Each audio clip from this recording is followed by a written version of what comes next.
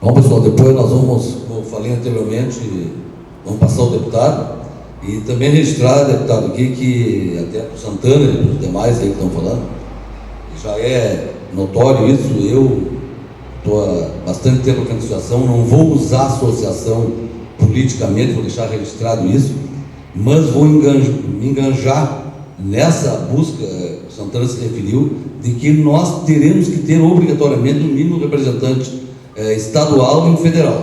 Isso, e a BANF vai estar junto com nós, todas as demais entidades. Oportunamente nós vamos convidar de novo, Santana, junto com outros deputados, quando estiver mais próximo, e nós estiver praticamente já encaminhando essa definição, até para reforçar essa posição nossa, de que nós tenhamos, até o Jorge aqui também, que é um incansável, isso aí, vários outros aí, dentro desse processo, de nós amadurecer isso e tirar algumas arestas. E eu acho aí que nós vamos ter que ter muita humildade das pessoas cederem o seu espaço para que outras com mais capacidade, com mais argumento e com mais conhecimento e até cercados de bastante qualificação dos colegas, tenha que acender isso, e nós vamos ter que bater palmas só.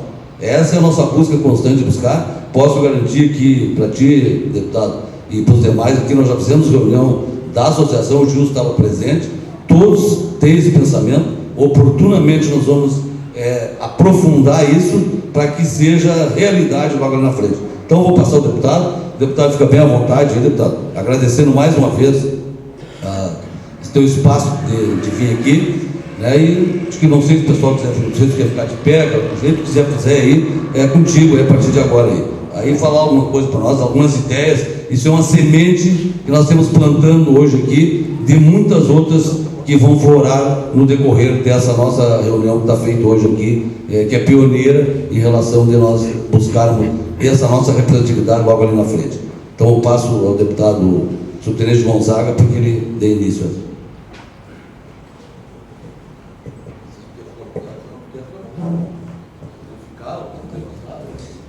Se vocês fossem levantar, eu ia dar prata, não precisa não. Bom dia a todas e a todos. Primeiro quero registrar aqui minha satisfação. Conheci esse espaço aqui em 1991, quando tínhamos a Ubersusa como organização nacional, entidade nacional dos subtenentes sargentos, e foi o meu batismo, inclusive, nesse movimento de representação de classe, porque em 91 eu ainda estava no meu primeiro ano de participação do então Clube dos Subtenentes Sargentos em Minas Gerais, e vim para aqui para participar do Congresso Nacional da Ubersusa. O Jacques Barcelo Ortiz era o presidente do Clube dos Subtenentes Sargentos, e nosso encontro foi lá em Cidreira, e debatimos coisas tão atuais quanto hoje: desmilitarização, previdência, representação. O assunto já era atual, né? Quero cumprimentar e agradecer o Santa Helena pelo convite. Hoje nós estávamos já com a previsão de estar aqui em Porto Alegre para um evento da Câmara dos Deputados. Nós estamos fazendo um debate sobre possibilidade e necessidade de alteração do Código Penal Militar e do Código de Processo Penal Militar. Então nós criamos uma subcomissão no âmbito da Comissão de Relações Exteriores e estamos viajando.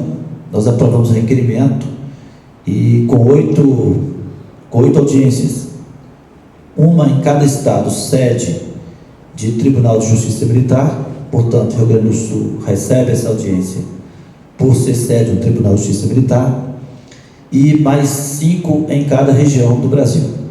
Então nós estamos fechando o ciclo hoje de 8 seminários. Já fizemos as outras 7 e encerramos hoje. Então é um evento da Câmara dos Deputados.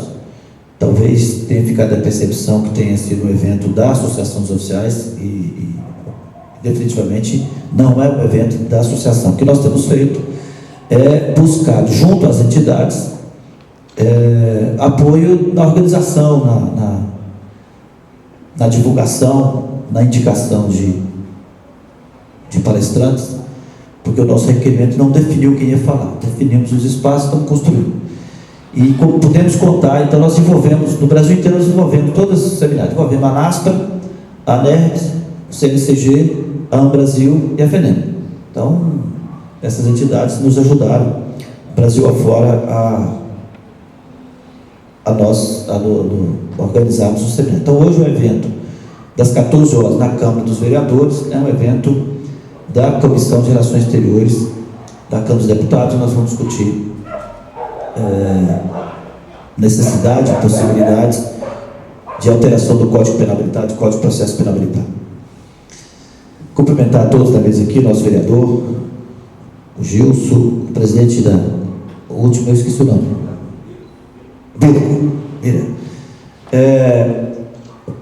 Nós não temos definitivamente nenhuma mágica para trazer, nenhuma receita que funcione. Porque nesse momento nós estamos com os mesmos problemas em Minas Gerais, de como sustentar a representação, de como nós vamos garantir a continuidade do nosso processo. Agora, tem algumas coisas que a gente precisa de estar repetindo, né? Nós temos poucas fórmulas para nós conseguirmos eleição. Uma delas é a crise. Nós temos vários parlamentares que vieram da crise, né? Minas Gerais, em 97, nós fizemos aquela paralisação, elegemos 3 deputados logo em seguida. Um deputado federal, 2 deputados estaduais. Dos 3, um estadual foi de um mandato só, porque não trabalhou para a classe, olhou para o próprio umbigo e não se reelegeu. O federal, que veio para Brasília com a votação espetacular, 217 mil votos à época, ele teve 2 mandatos e perdeu da terceira eleição por ter se envolvido na máfia das ambulâncias. Todo mundo conhece aí tantas máfias, mas da ambulância também existiu, e infelizmente o Cabo Júlio réu confesso nessa coisa. Nós perdemos a eleição em 2006 e também ele não conseguiu protagonizar nenhuma agenda para além do que tinha feito lá em 97 no nosso movimento. E o Sargento Rodrigues, que se elegeu deputado estadual e manteve uma agenda de trabalho bastante intensa, e está no 5º mandato. Então sustentou a representação. Mas nós tivemos lá na Paraíba o Denis, que foi de um mandato só, resultado da greve lá. Tivemos em Pernambuco o soldado Moisés, que na segunda eleição ficou de suplente, assumiu dentro de um acordo. Esse acordo o comprometeu junto ao governo e não sustentou, né?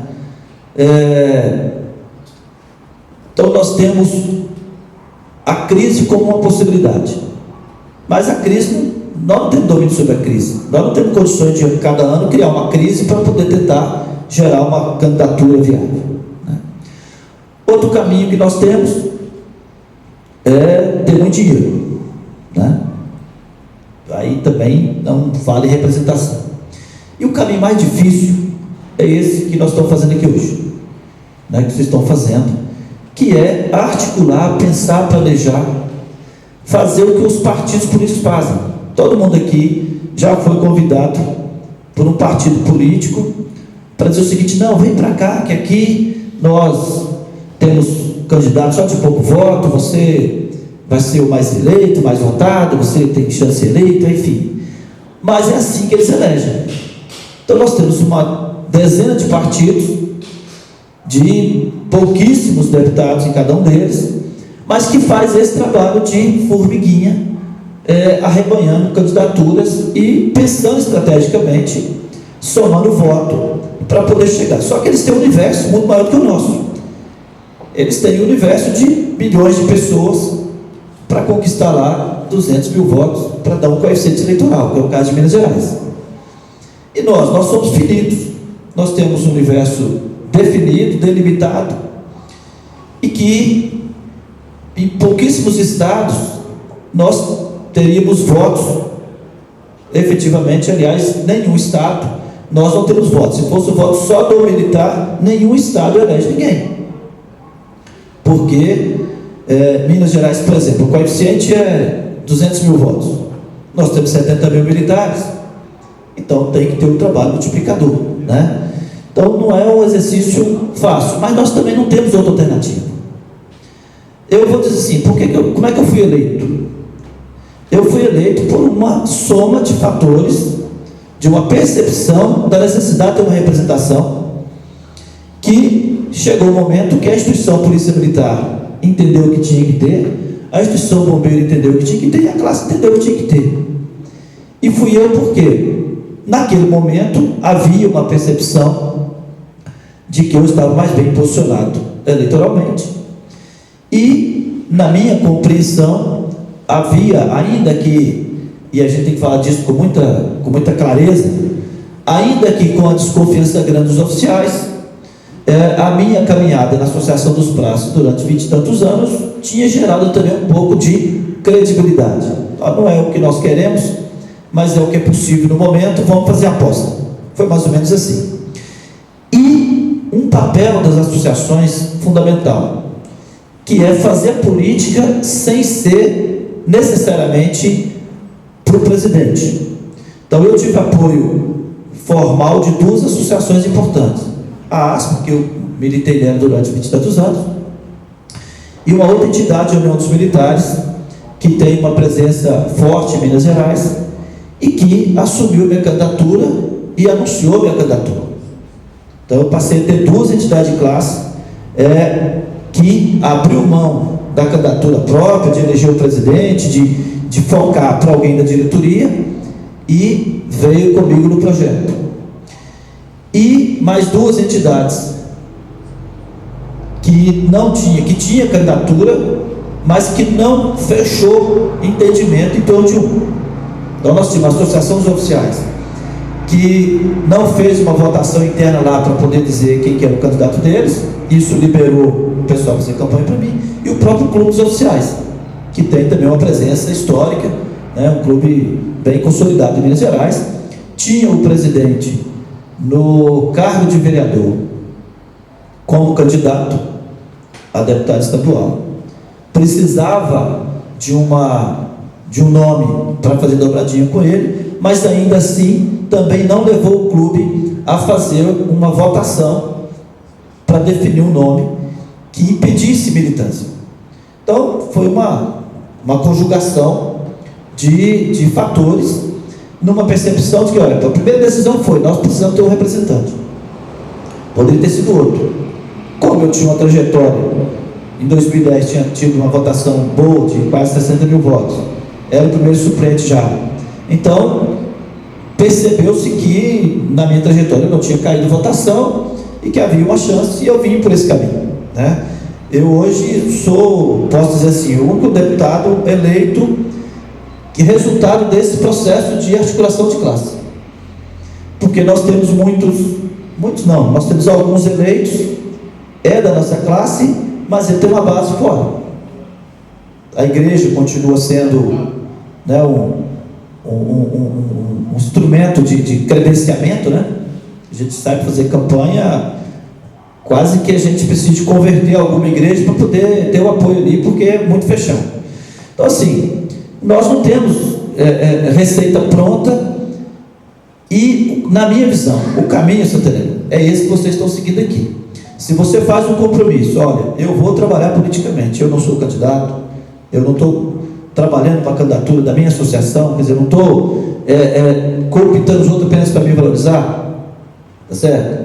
Se o Gilson também faz isso, esqueci de novo, Bira, diz, olha, nós estamos aqui num processo de organização, é óbvio que a chance aumenta muito, porque nós vivemos desconfiando dos outros. Nós somos uma classe, infelizmente, marcada pela divisão, né? A primeira divisão é institucional, praças oficiais. A primeira divisão, que nós pagamos um preço alto, e não fomos nós que inventamos, mas nós sustentamos isso. Né? Então não é natural as entidades de classe ou os praças ter um oficial, e principalmente de uma outra entidade oficial, como candidatura natural, assim como o contrário também não é um processo natural. Então, nós temos uma divisão por natureza e temos inúmeras razões para candidatar, né? Nós temos um processo de divisão entre nós com as associações. Nós não podemos sindicalizar. Se pudesse, tinha universidade sindical e não tinha dois sindicatos para a mesma categoria, na mesma base territorial. Como nós não somos, então pode associar. E, assim como Minas Gerais, todo dia quase nasce uma associação. E cada uma se apresenta como a solução da lavoura. Quer dizer, é mais fácil nós criarmos o nosso espaço e tentarmos viabilizar ali do que conviver com as diferenças, com as dificuldades próprias, que é um processo coletivo. Então, o processo de criação de associação tem sido um grande problema para nós, do ponto de vista da unidade da nossa classe. Não vou dizer que as entidades que têm sindicato não têm divisão, mas, pelo menos, não tem esse processo de divisão institucionalizado como nós temos. Então, assim, nós não temos muito caminho a não ser continuar o que vocês estão fazendo aqui, que é pensando efetivamente que a classe precisa de uma representação e, antes de se lançar candidato, organizar para lançar alguém. Tá? Não tem outra mágica. A mágica é essa mesmo. Agora, é um caminho difícil, porque nós lidamos todo dia com interesses, lidamos com paixões, lidamos com vaidades, né? E aqui não é diferente de Minas Gerais, que está lá. Eu estou no mandato e estou assistindo várias pessoas se organizando para dizer o seguinte: não, Gonzaga está lá, mas tem mais uma vaga, tem vaga para mais um. Vamos trabalhar, tem vaga para mais um. Né? No plano estadual, da mesma forma. Hoje nós estamos com 3 deputados estaduais, porque o Cabo Júlio perdeu a eleição em 2006 para federal, em 2008 ele se elegeu vereador em Belo Horizonte, em 2010 ele ficou primeiro suplente de deputado, em 2012 ele perdeu a eleição para vereador, mas surgiu uma vaga para deputado, na eleição municipal, ele assumiu. E em 2014 ele se elegeu vereador, deputado estadual.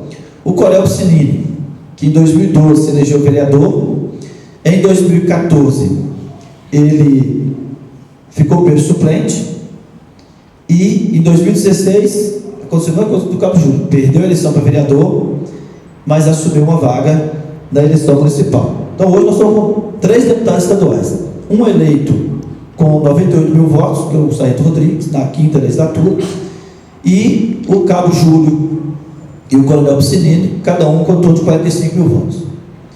E ainda assim, há quem diz que ainda tem vaga para mais um. Então, lá tentando articular outro grupo. Então, o risco também de nós sairmos de 3 e cair para 1 ou para 2. Né? Eu acho que a gente tem total segurança de que ele se reelege. A última eleição dele foi com 98 mil votos, foi a melhor eleição dele, em termos de voto, foi a última. Então está bem consolidado, a gente acredita que não perde. Então, assim, eu gostaria muito de chegar aqui e trazer uma receita. Fazendo assim em Minas, repete aqui que vai dar certo. Se vocês, de fato, conseguirem as associações dar esse exemplo, aí ganha moral para forçar a barra com o próprio comando. Na medida que você consegue dar uma demonstração de unidade, obviamente que o exemplo é mais fácil de ser seguido. Por outro lado, tem que ter nome, porque um dos problemas, eu, por exemplo, fui candidato 3 vezes, 2002, 2010 e 2014. Aí a tendência nossa é xingar os outros. Se eu não tive voto, é porque eu também não representei, né? Eu não era a referência que a classe queria. Então não dá apenas para xingar o eleitor, né? Faltou um trabalho meu também, faltou uma referência para mim, porque senão eu teria mais votos. Eu não posso não ter voto e simplesmente xingar o eleitor, né? Por outro lado, nós temos valores diferenciados da classe. Nós somos uma classe só, mas do ponto de vista religião nós somos diferentes, do ponto de vista de valores culturais nós somos diferentes, ideológicos nós somos diferentes, né? Eu falo que a maior dificuldade que eu tenho hoje é representar ideologicamente a nossa classe. Porque ideologicamente nós temos várias percepções, né? Se nós pudéssemos ter filiação partidária, provavelmente tinha um em cada partido. Não estava todo mundo num partido só, né? Então a gente representar ideologicamente um segmento que é heterogêneo, muito complicado, né? E no processo de articulação eleitoral a mesma coisa. A questão da religião tem sido um divisor para nós. E não estou dizendo que é bom, que é ruim, mas do ponto de vista eleitoral, a questão da religião tem sido divisor, né? Eu fiz campanha e colega falando comigo, eu voto em quem Jesus mandar. Aí é difícil, né? A gente está numa perspectiva de classe, discutindo necessidade de representação de classe, e a gente ter esse tipo de pensamento, mas ele existe, e não adianta eu xingar também, porque ele existe, né? Então, nessa perspectiva, a questão religião tem sido um fator de divisão, e não estou aqui fazendo nenhuma crítica a quem faz sua opção, mas do ponto de vista de somatório de voto, é um problema. Outro aspecto é como identificar o candidato, né? Eu acho que aqui deve ser igual Minas Gerais, em todo lugar que a gente discute. Vamos fazer uma prévia. A primeira prévia que nós fizemos em Minas foi em 94. Fizemos um acordo, processo escrito, definido entre os pré-candidatos. Nós vamos apoiar 3 candidatos da estadual e apoiar 2 da federal. Então, todos os candidatos que quiser participar do processo, todos eles, eram 16 na época, fizeram o compromisso escrito de todos abrir mão em favor dos 3 mais votados para estadual, e todos abrirem mão em favor dos 2 mais indicados para federal. Pegamos o endereço de todo mundo, fizemos uma carta-resposta, mandamos para todo mundo. Na época, 60 mil correspondentes, devolveram em torno de 4 mil. E elegemos os 3. Dos 16, apenas um cumpriu o combinado e foi lá e abriu mão da candidatura. Se eu não sou candidato, vou cumprir o acordo. O segundo mais votado vendeu a candidatura dele. Literalmente, vendeu a candidatura. E os outros disseram, esse negócio não deu certo,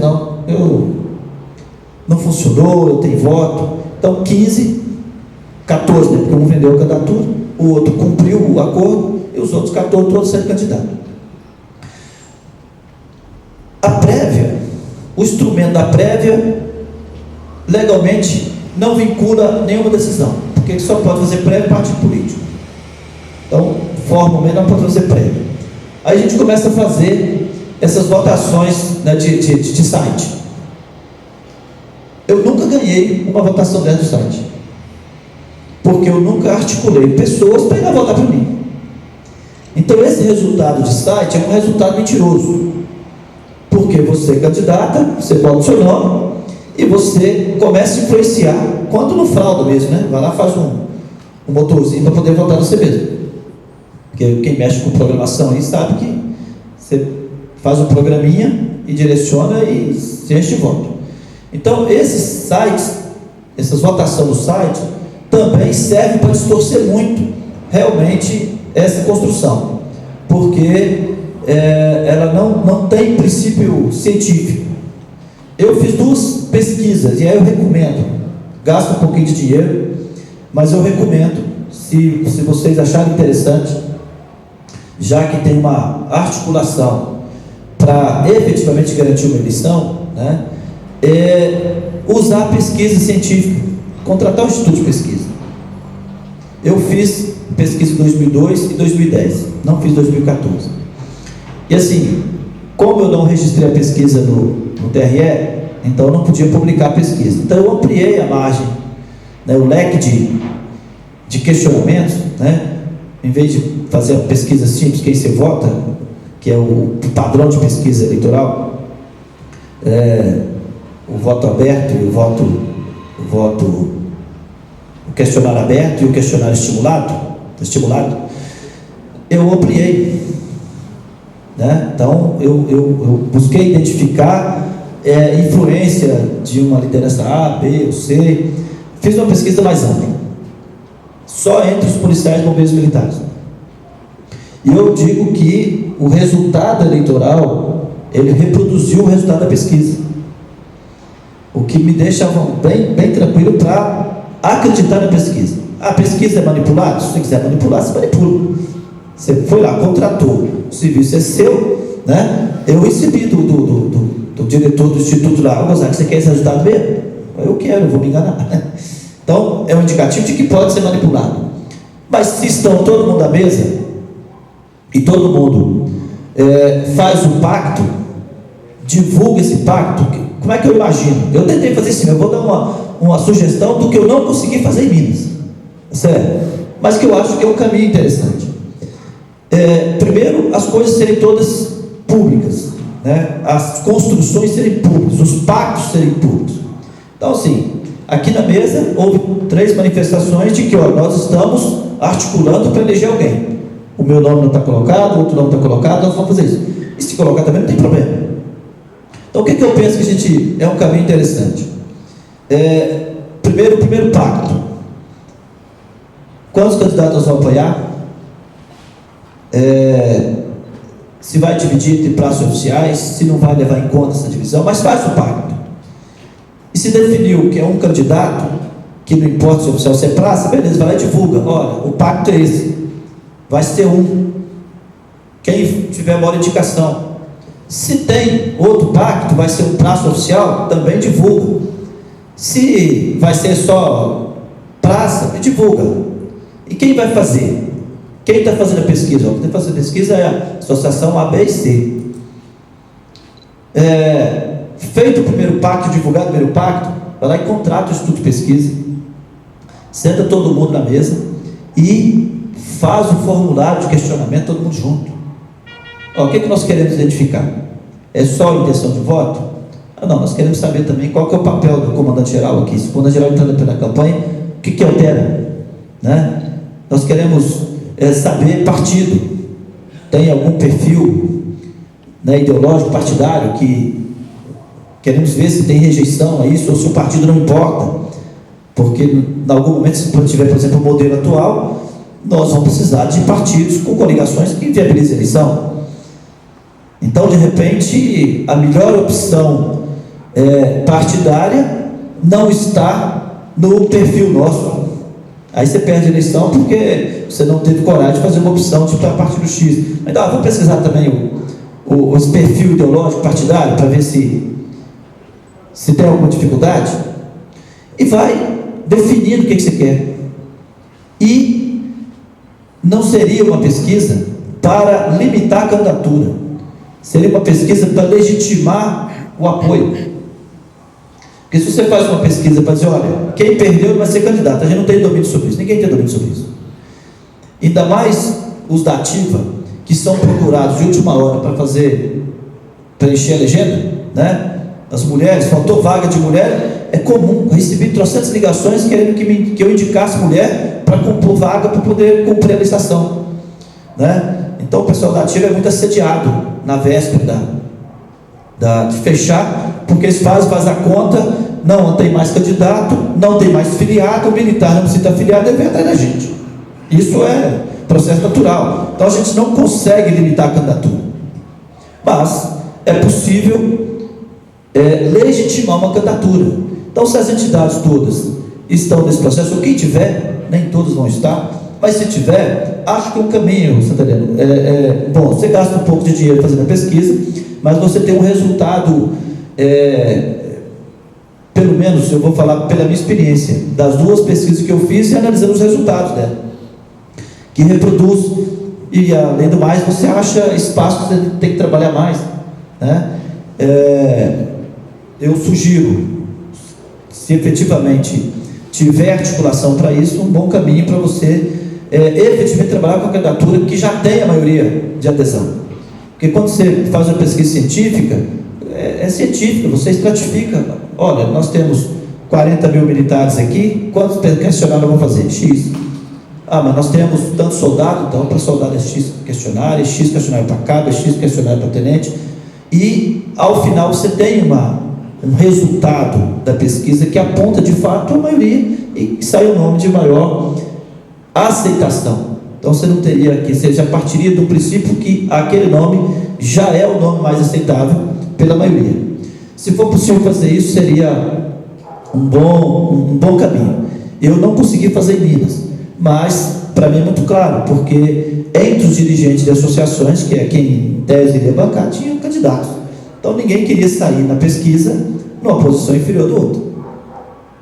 E aí esse princípio inviabilizou, né? Fica muito evidente. Aí eu era candidato, o Coelho era candidato lá pelo Centro Social dos Cabos Soldados, o Coronel Piscininha era candidato lá.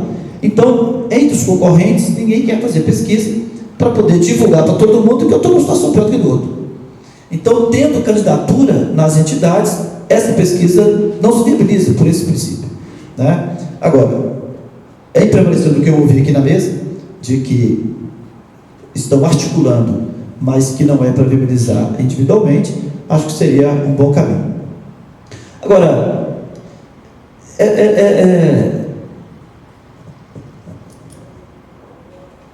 é desnecessário, né, a gente apontar aqui a necessidade de ter representação.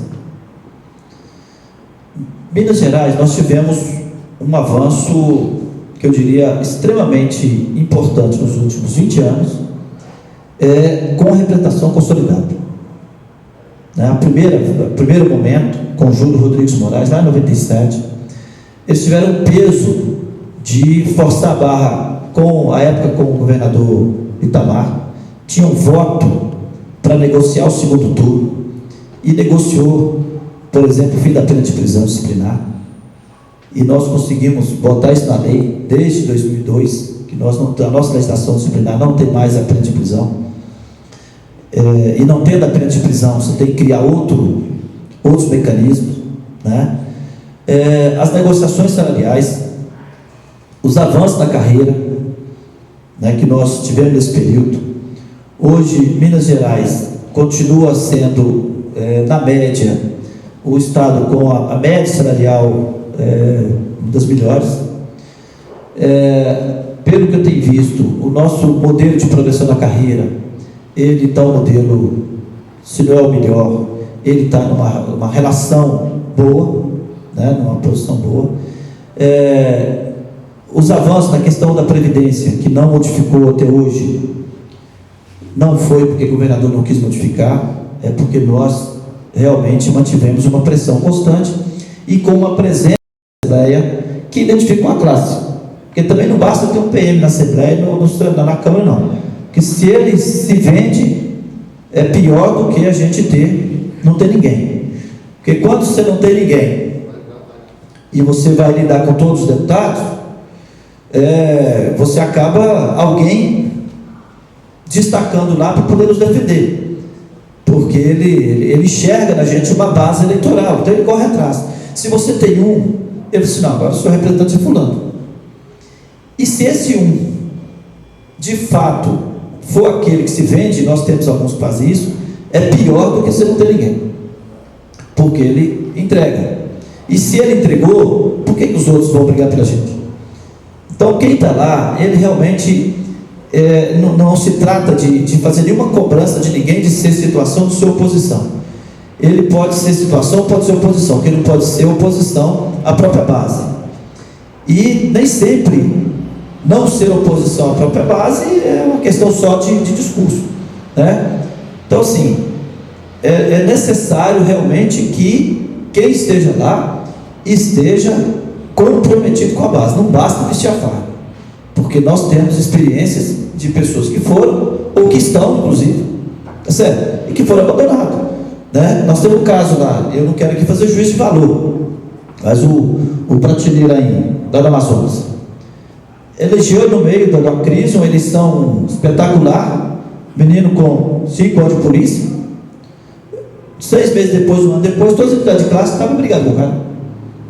O cara não conseguiu sustentar nenhuma relação com as entidades de classe, nem com a entidade de classe que ele era o presidente. Você conhece bem a realidade. Aí você vai lá fazer um encontro lá e os caras nem chamam o deputado, porque não, isso aqui não nos representa, não conversando com ele mais não, né? Então, só um pouquinho.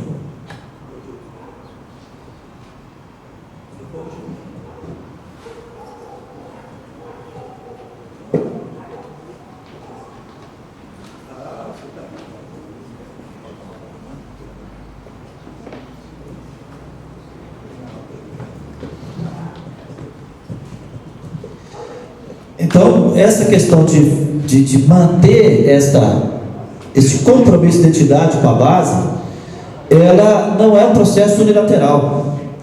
O parlamentar que não tiver, inclusive, a disciplina para ouvir, para dialogar com a base, o risco de distanciar é muito grande. E se ele foi eleito com o compromisso da base, com as entidades de classe, obviamente que ele tem que se orientar por essa base. Não é só uma questão de me eleger e a gente reproduzir aquele princípio da Revolução dos Bichos, né? Todo mundo que já leu aquele livrinho da Revolução dos Bichos. Você faz tudo para poder conquistar o seu espaço, conquistar o espaço da classe, depois você, agora esse espaço da classe, eu tenho mais direito nele. Eu tenho mandato, eu tenho mais direito nesse espaço agora. Os meus desejos, porque eu que tive voto, porque eu que tenho mandato, os meus desejos valem mais agora. Quem fizer isso, para mim, está fadado ao fracasso e cria o de pior que nós temos nessa organização, que é a frustração. Quando eu não cumpro o meu papel, eu faço a classe retroceder 2, 3, 4 anos ou mais. Porque todo mundo se organiza, elege alguém. Então, agora vai. Aí ele não vai. Então, quando você perde o mandato, você não perde o seu mandato, você perde a capacidade de articular a classe novamente. A classe perde a esperança, a classe perde a expectativa e cai naquela afirmação: não, é tudo mesmo, é tudo igual, não adianta, e não vai. Então, assim, eu falo que todo dia, eu posso estar fazendo tudo errado, tá? Mas todo dia eu visto a farda para lembrar que eu estou na Câmara dos Deputados cumprindo uma missão por uma classe, e boto o chapéu do meu pai para lembrar que eu tenho compromisso com alguns valores de vida, que passa pela honestidade, que passa pela necessidade do trabalho realmente, pela necessidade de sentir que eu tenho mandato para trabalhar para os outros e não para os outros trabalhar para mim. Então eu falo todo dia, eu boto o chapéu do meu pai, que eu lembro desses valores, e visto a farda para lembrar que eu tenho que responder todo dia para os militares, né? Então, se estou fazendo certo, não sei, a gente tem divergências. Por exemplo, eu tenho uma divergência com a maioria da bancada dos militares com relação à questão do controle de armas. Nós divergimos. E não divergimos em muitos pontos não, né? Mas divergimos. A questão do ciclo completo, né, também não tem o mesmo nível de percepção, não é igual. A questão da desmilitarização das polícias, também nós temos divergência. Então nós temos, quando eu olho para Minas Gerais, eu fico bem à vontade para dizer: olha, nós não vamos desmilitarizar. Quando eu olho para outros estados, para outras discussões que a gente participa, eu sou pressionado pela desmilitarização, né? Nós que militamos aqui na NASPRA, da NERP, sabemos que temos várias entidades, ou várias pessoas nessas entidades, que advogam a desmilitarização como caminho de cidadania. Eu não tenho essa percepção. Eu tenho a percepção de que é possível nós avançarmos para termos a legislação que nos garanta a cidadania na condição de militares. Mas, nesse pensamento, eu não represento todo mundo, né? E aí você faz uma escolha. E quando você faz a escolha de defender o Estado jurídico militar, qual que é o meu risco? Eu que venho nessa divisão nossa, de uma representação de praças, é a percepção de que estou traindo. O Gonzaga bandeou para os oficiais, ele é contra a desmilitarização, né? Na questão do ciclo completo, da polícia ciclo completo, também tem enfrentado muito esta cobrança de que o ciclo completo é uma política de valorização dos oficiais, e você que é praça, você não podia estar defendendo isso nunca. Então, assim, quando nós estamos para defender a Previdência, ainda que boa parte não tenha noção de qual texto defender, mas há quase unanimidade, né? Há quase unanimidade na defesa da Previdência. Mas para defender a Previdência do jeito que nós queremos, nós temos que fazer uma opção de sermos militares, senão nós perdemos a condição de defender a Previdência que nós queremos. E aí nós vamos viver os conflitos. Eu estava lá em Natal, há 15 dias, 20 dias atrás, e lá em Fortaleza, onde tem as entidades de classe dos praças lá, tem uma defesa permanente pela desmilitarização. Em Minas Gerais, nós não temos. Nós nunca tivemos uma postura pró-desmilitarização em Minas Gerais. Então, se eu for olhar para o meu eleitorado, eu estou tranquilo, né? Porque eu estou defendendo algo que é majoritário em Minas Gerais, que é a manutenção do Estado jurídico militar. Dentro da percepção que nós mantivemos a nossa Previdência inalterada desde 30 anos atrás ou mais, e que isso é na condição de militar. Por outro lado, nós mudamos a nossa legislação disciplinar, que ao melhorar essa relação interna, a desmilitarização deixou o condicionante para uma melhoria na relação. A relação melhorou sem a desmilitarização. Em outros estados, a desmilitarização é vista como o único caminho para melhorar um pouco essa relação, ou talvez para tirar o pedestal de alguns oficiais. Essa é alguma lógica colocada. Então, assim, a gente está no mandato, aparentemente uma bancada com percepções iguais, somos, né? Então nós temos esse grande desafio ao falar em representação de classe, e esse desafio pode nos levar a perder credibilidade, porque quando eu não reproduzo o mesmo discurso do outro colega, posso estar passando a impressão de que eu já abandonei. Então tem um que grita mais, tem outro que fala mais baixo, tem outro que é mais de rede social, de toda hora está fazendo uma prestação de conta do que está fazendo, né? Então, se eu não falo toda hora em qual reunião que eu estou, o que eu decidi, o que eu avancei, eu posso passar a impressão de que nem trabalhando eu estou, né? Então, assim, fazer a representação de classe no universo igual ao nosso, que temos percepções diferentes sobre os mesmos aspectos, sobre o mesmo tema, e a desmilitarização é uma, o ciclo completo de polícia é outro, o controle de armas é outro, e se a gente não faz a opção da omissão e quer deixar clara a posição, você está sempre nesse risco. Agora, nada disso nos desanima na percepção, ou não muda a nossa percepção da necessidade da representação, ainda que seja com posições divergentes, e somos, né? Nós temos a questão do acesso único à carreira. Nós somos defensores, isso é um ponto de grande divergência entre praças sociais, né? Então, nós fizemos uma proposta, dialogamos hoje, enquanto mandato, dialogamos bem com as entidades oficiais, seja a FENEM, seja o CNCG, mas isso é um ponto de divergência. Se nós não conseguirmos dialogar bastante, nós podemos fazer desse ponto de divergência um distanciamento paulatino, que depois se perde a legitimidade de fazer uma representação institucional. E eu tenho clareza o seguinte: eu tenho um grande desafio de ter uma representação de classe e institucional ao mesmo tempo. Eu não posso sustentar apenas um papel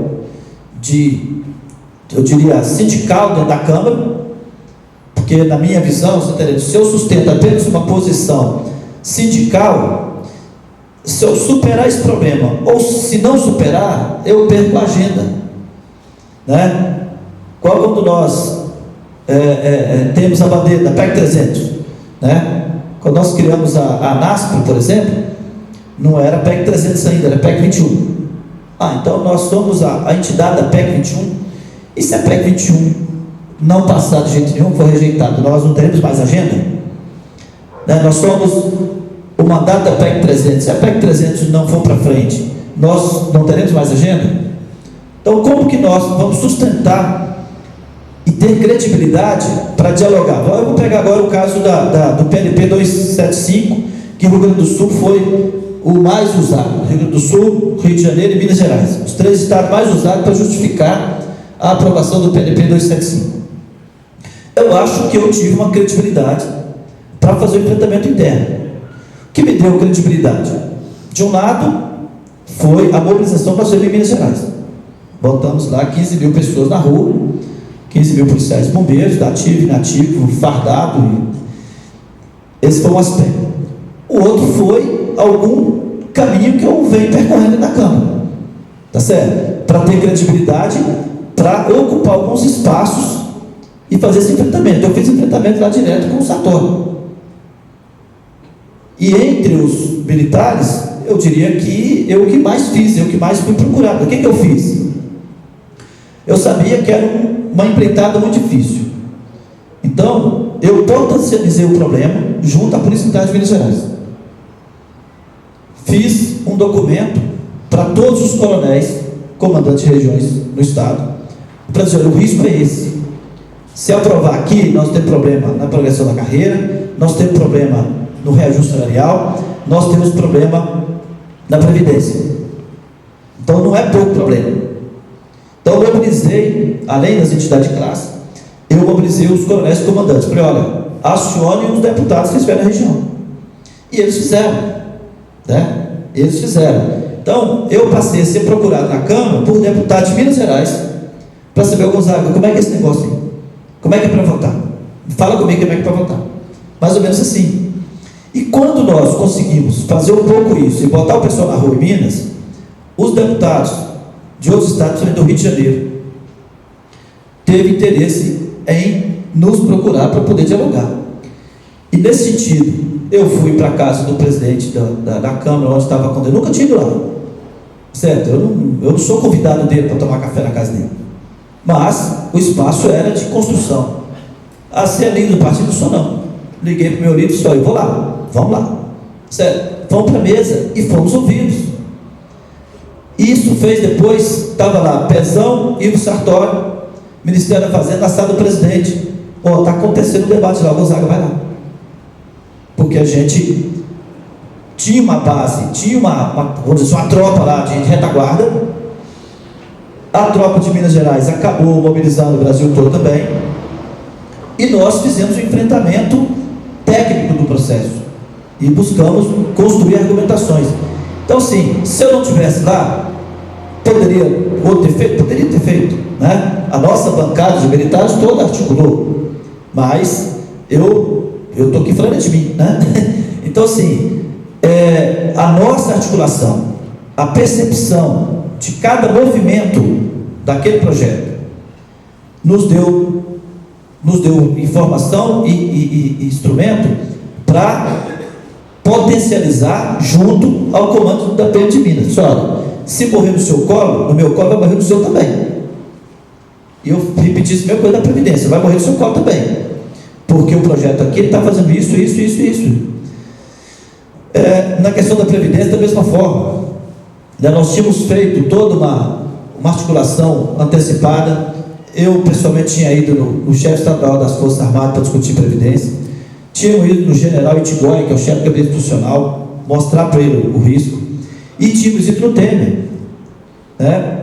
Eu tinha tomado a iniciativa de produzir um documento. Quando o meu documento estava praticamente pronto, o cabo Sabino teve a iniciativa de uma agenda.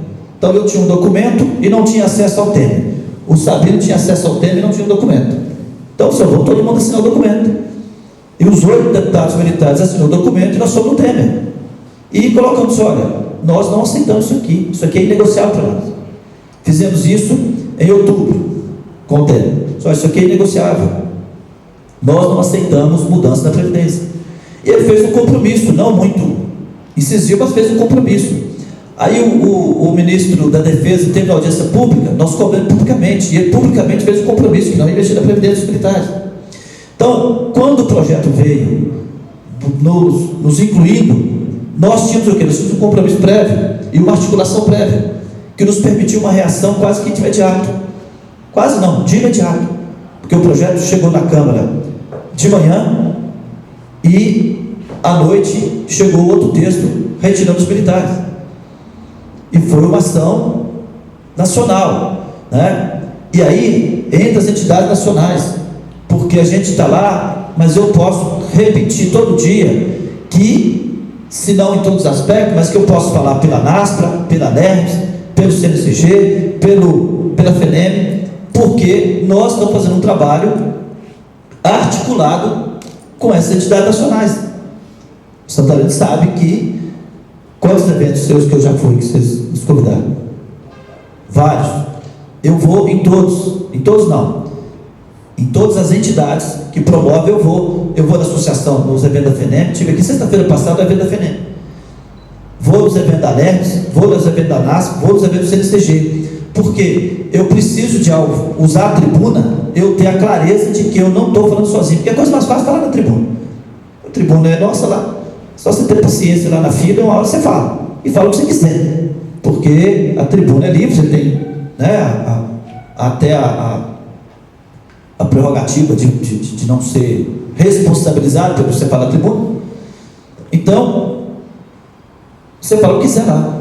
Mas quando eu falo a partir de uma reunião de base que eu fiz, eu sei que eu não estou apenas fazendo para ter o fotógrafo tirando a fotografia, gravando para eu reproduzir. Eu tenho a percepção de como é que cada um está pensando, né? Então, na questão da Previdência, nós pudemos fazer uma reação de imediata e que deu resultado, porque nós tínhamos feito previamente toda essa construção. Em 2015, eles me chamaram lá em Belém para falar de Previdência, foi? 2015. Aliás, me chamaram para falar de ciclo completo e eu ouvi a palestra suas sobre Previdência, né? Participei dela lá. Então, nós temos uma construção prévia. E onde é que ficou o nosso problema? Na Previdência. Então, o nosso problema ficou com as Forças Armadas. As Forças Armadas, chegou o momento que você, eu não quero nenhuma referência de Previdência para mim na Constituição. E a nossa compreensão no diálogo com as entidades de classe era de que nós precisamos dar ressalva, que a nossa Previdência estadual, cada estado tem um jeito, tem estado que tem contribuição X, tem estado que está separado lei específica, tem estado que é capítulo específico numa lei geral de Previdência, outras regulamentaram no estatuto e a lei de Previdência apenas fez referência, outros, como Minas Gerais, sequer tem lei de Previdência até hoje, né? Minas Gerais e o Distrito Federal sequer tem contribuição para a aposentadoria, nós temos contribuição para a pensão apenas. Então nós chegamos à conclusão que nós precisávamos da ressalva na Constituição do direito ao regime próprio e de uma unidade gestora própria. As Forças Armadas chegou a concordar conosco e depois não quer isso. E aí o governo ficou na boa, porque a briga era nossa, né? E nós tivemos que fazer uma grande construção. E mais uma vez, nós fizemos isso para e passo com as entidades de classe nacionais, com a Brasil, com a NASPRA, com a FENEM, com a NERPS, com o CNCG e FENEM. Porque se eu fizer uma construção, a melhor delas, e não tiver empoderamento de todos que interessam, eu corro risco de perder com o melhor trunfo na mão, corro risco de perder com o zap, porque é próprio de todos nós que estamos na luta, de sentir, de querer nos sentir valorizados, de querer nos sentir reconhecido no nosso trabalho. Então eu não podia fazer nada e anunciar, ainda que eu tivesse convicção que estava fazendo melhor, eu não podia fazer nada e anunciar sozinho, porque eu tinha o risco de ser desautorizado, ainda que fosse o melhor. Então, para mim, eu falo que eu tenho o privilégio, porque eu dialogo com as entidades nacionais. Eu dialogo, né? Nós temos o texto nosso do fim da pena de prisão. Quem estava na mesa construindo o texto do fim da pena de prisão? Estava o Leonel Lucas pela NERPS, estava o Marlon pela FENEM, estava o Coronel Bianchini pelo CNCG, estava o Lotim pela NASPRA e estava, à época, o Zéder pela Ambrasil. Então nós fizemos um projeto de lei que eu não tive que apresentar e depois convencer os outros. Dali para frente eu tinha que convencer os deputados, porque na nossa base, com todas as divergências, nós tivemos cuidado de construir o texto a quatro mãos primeiro. A mesma coisa a PEC do ciclo completo. Esse mesmo grupo escreveu o texto da PEC 431, que depois nós ampliamos com os policiais federais, com os agentes, com a Polícia Rodoviária Federal, com o Ministério Público Federal na NPR, com o Ministério Público Estadual na CONAMP. Então fizemos um texto que só quem não passou os delegados, porque são contra e não quiser sentar. Então, quando a gente apresenta, a gente já tem uma caminhada feita que nos permite dizer, olha, o que eu estou defendendo aqui, estou defendendo para esse colegiado todo. Daí eu não tenho o risco de ter um evento lá na Paraíba e o policial rodoviário de lá falar diferente, colocar em xeque. Então, assim, eu estou tentando, aí eu já vendendo um pouco o meu peixe, mas é porque eu acredito que qualquer tentativa minha de querer surpreender a classe com uma boa ideia, eu corro risco dela se perder, ainda que seja melhor. Temos as divergências, por exemplo, no acesso único. Os oficiais têm uma posição contrária ao acesso único. Isso é pacificado. Minas Gerais também tinha. Tem ainda, de um modo geral. Mas chegou um momento que o Coronel Bianchini, num evento, inclusive com a própria NERJ, está na Câmara, falou assim, não, nós aceitamos o acesso único. Então, me liberou em Minas Gerais, nós fizemos uma PEC, que tem uma concordância dos praças, dos agentes da Polícia Civil, dos agentes da Polícia Federal, e tem uma divergência dos oficiais, que está uma divergência identificada. Quer dizer, nós não fizemos nada para poder desagregar, mas decidimos botar uma agenda numa expectativa de nós avançarmos numa construção, porque entendemos que é uma agenda importante, ainda que seja uma agenda em que os oficiais não têm concordância. Eu tenho um grande desafio, né, nós todos, mas no mandato tem um grande desafio de buscar essa construção com os oficiais, e que eu acredito que nós vamos achar um bom caminho, né? Então, assim, nós poderíamos ficar aqui identificando uma série de momentos que a gente tem, que o mandato tem sido importante. Não é o meu mandato, é o mandato, né? Essa agenda nossa aqui de Porto Alegre hoje, da alteração do Código Penal Militar e Processo Penal Militar, eu absorvi um grande problema para mim. Por quê? Nossa discussão, sempre nas nossas entidades, nós estamos lá criticando o Código Penal. Tem que mudar o Código Penal, porque esse Código Penal é só para proteger os oficiais, que a justiça militar é corporativa em favor dos oficiais, que ela é muito rígida nos crimes propriamente militares, ou seja, uma insubordinação, uma desobediência, tem um peso muito grande, pode até ser mais complacente com o homicídio, mas nos crimes propriamente militares é muito pesado. Essa é a retórica que eu convivi com ela a vida inteira, na discussão e com os praças, né? Enfrentando defesa pelo fim da justiça militar, né? Aqui teve uma ação concreta de um esforço de acabar com o Tribunal de Justiça Militar.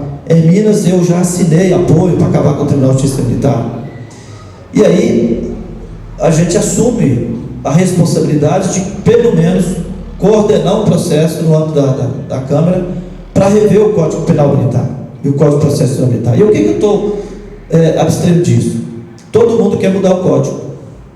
Não teve um palestrante, nem um soldado, nem um sargento, nem um sub, nem um coronel, nenhum juiz militar, um promotor da Justiça Militar, da OAB, não teve ninguém que tenha ido para a palestra, para os nossos seminários, e contrários à modificação do Código Penal Militar e Processo Penal Militar. Todos são favoráveis. Mas não é no mesmo ponto. Quando você pega a proposta dos tribunais de justiça militar, do próprio STM, dos tribunais, aqui nós temos o coronel Fábio, que foi em todas as audiências, pega os oficiais, os comandantes que têm participado, eles querem, mas numa perspectiva de ampliar a competência. Aí quando você pega os advogados das associações, que tem muitos compareceram e manifestaram, o que eles querem? Eles querem melhorar os instrumentos de defesa, né? Alterar a tipificação, mas enfim, sempre na linha, não do empoderamento maior da justiça militar, e sim de melhorar as condições de defesa, alterar algumas tipificações, no Código de Processo alterar pontualmente o momento da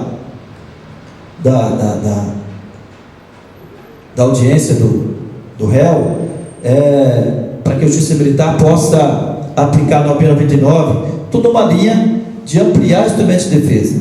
Quando você pega a posição majoritária dos presidentes dos tribunais, dos promotores que atuam nas justiças militares, federal ou dos estados, você está enxergando uma busca por uma ampliação de competência. Querem julgar os crimes de tortura, de drogas, enfim, uma série de outros crimes que estão nas tais das legislações extravagantes, que não estão no Código Penal e que eles querem julgar. Então, assim, eu vou lá assumir um papel desse, de fazer um papel de relatoria, e algo que parecia muito óbvio, porque todo mundo tentando, né, defender a alteração do Código, e você vai ver que há pontos divergências significativas, né? Para os praças, que historicamente são os jurisdicionados, são quem mais são enquadrados, né, até pelo número e tal, ampliar a competência é interessante, né? Então, assim, mas nós estamos fazendo, o que eu fiz? Eu poderia ter pegado lá e feito um relatório a partir de alguns consultores, ouvir 2 ou 3, senão vou ouvir todo mundo. Estão fazendo essa série de 8. Então, ainda que a gente possa apresentar um relatório divergindo de alguns, mas a gente teve a oportunidade de garantir o empoderamento de todos para poder participar. E assim vai. A questão do abuso de autoridade. Nós assistimos um embate praticamente no último ano, com a questão do abuso de autoridade, onde o discurso era Lava Jato com abuso de autoridade e quem contra a Lava Jato, teve aquela votação na Câmara daquele projeto das 10 medidas e daquela emenda que inclusive foi do deputado do nosso partido e que eu fui um dos poucos que votei contra a emenda do próprio partido. E nós assistimos o Ministério Público e o Poder Judiciário travando o embate lá no Senado, foi isso? Para não deixar passar a lei e principalmente não deixar a criminalização da interpretação, que era um dos pontos. E aí eles aprovaram o texto lá no Senado. Alguém aqui teve cuidado de ler o texto que foi aprovado no Senado? Você leu? Não. Na minha avaliação, o Ministério Público e o Poder Judiciário resolveu o problema deles e o resto sobrou para nós. Quando está trazendo uma redação que, na minha visão, na minha interpretação, todo mundo que algemar alguém vai estar sujeito ao processo agora. Ou todo mundo que tiver aqueles policiais lá de Arco Verde, em que o Fábio Assunção foi filmado, estaria enquadrando abuso de autoridade, porque está trazendo lá filmar ou permitir que filme alguém no momento da prisão, virou abuso de autoridade. O uso da algema, praticamente toda ela passou do abuso de autoridade, pelo texto que está aprovado lá. Então, assim, o que nos cabe? Ir para o microfone todo dia xingar isso? Não, acho que nós temos que articular. O que nós estamos fazendo? Depois de manhã tem uma audiência pública no âmbito da Comissão de Segurança Pública que eu requeri para a gente discutir esse projeto. O Ministério Público e o Poder Judiciário resolveu deles lá, nós vamos ter que resolver o nosso, Acho que nós temos que ter uma agenda que ofereça para a população e por consequência ofereça para o Estado uma agenda voltada para a segurança pública, acho que nós não podemos ficar apenas numa perspectiva legítima, necessária, importante e imprescindível da visão corporativa, sindicalista e fazer as reivindicações, mas precisamos também de nos credenciar para fazer o debate da segurança pública. Eu tenho uma grande preocupação da nossa bancada vencer o mandato sem ter sido capaz de ser protagonista das propostas de segurança pública. Porque, às vezes, a gente ocupa muito, e temos que nos ocupar disso, mas de ter uma posição de defesa. Surgiu uma crítica, você vai para o microfone e rufa o pau. Surgiu outra crítica, você vai e rufa o pau de novo. Mas isso, o que isso constrói? Do ponto de vista de alternativa, né? Então eu tenho medo de ser identificado apenas com eu diria um posto avançado do sindicalismo da Câmara, que o sindicalismo é típico e próprio e necessário, a defesa de classe, uma perspectiva de ir para o ataque e não sair da defesa hora nenhuma. Então eu tenho medo de, ao final, eu não ter tido um trabalho que me credenciasse para atravessar a rua e lá no Ministério da Justiça e discutir alternativa de segurança pública, de atravessar a rua e ir na Casa Civil e discutir alternativa de segurança pública, numa perspectiva de Estado, porque acho que isso é fundamental, e isso legitima o meu trabalho de sindicalista também. Se eu ficar só no sindicalista, eu acho que superou aquele ponto, tchau, Zé, você não tem mais importância não.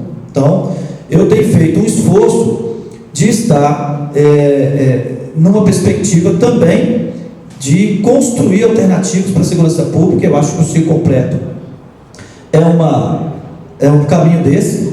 Consegui, semana passada, atravessar a rua e ir no Ministério, na Casa Civil, conversar com um técnico, que é um da hierarquia da Casa Civil, os mais importantes, que virou para o professor Gonzaga: eu nunca vi falar disso, fui levar a construção da polícia completa. Eu nunca vi falar disso. Vou me interessar, vou estudar, vou não sei o quê, mas eu nunca vi falar. Então, assim, se nós não tivermos também um esforço pedagógico de construir algo que a sociedade entenda que é uma alternativa de fato para a segurança pública, que o Estado entenda, nós podemos ser bons sindicalistas dentro da Câmara, mas ter uma vida curta, porque nós todos que militamos em entidade de classe sabemos, você tem uma agenda hoje, se você resolveu, amanhã é outra, e a gente não tem uma crise, uma agenda todo dia para discutir na perspectiva de classe, né? De vez em quando eles botam a bola no pênalti e você chuta, mas nem todo dia alguém bota a bola no pênalti para você chutar e sair bem, né? E você não consegue construir uma crise todo ano para poder sustentar em cima da crise. Então, tenho uma preocupação grande, e não é só comigo, com a própria bancada como um todo, para que a gente não fique só um posto avançado do sindicalismo, que a gente seja sindicalista autêntico lá dentro, mas que não seja apenas um posto avançado do sindicalismo, que a gente possa ter alternativa. Acho que já falei demais, não sei se era a direção que vocês esperavam. Santaleno não fez nenhuma pergunta, eu estou falando da minha cabeça, né? Talvez tenha uma pergunta aí, pessoal. Está tudo muito ótimo, né? Tua explanação. Perguntas agora perto aí. Perguntas? Ninguém tem pergunta, todo mundo entendeu tudo. Ninguém tem uma pergunta? Mesmo? Posicionamento, coisa, tem à vontade.